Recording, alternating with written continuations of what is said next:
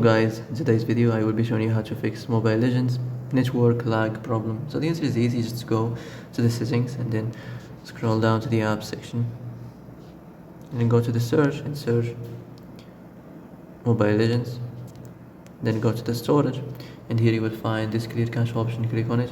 Now you can go check it if it works, and if it didn't you can try to restart your phone or turn the Wi-Fi off and on, or the Bluetooth or the airplane mode.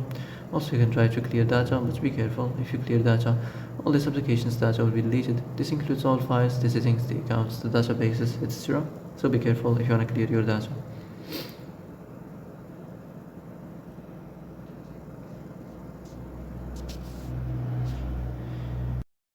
And that's it for today's video. I hope this is the answer you've been looking for. If you like this video, don't forget to like and subscribe, and see you in the next video. Thanks for watching.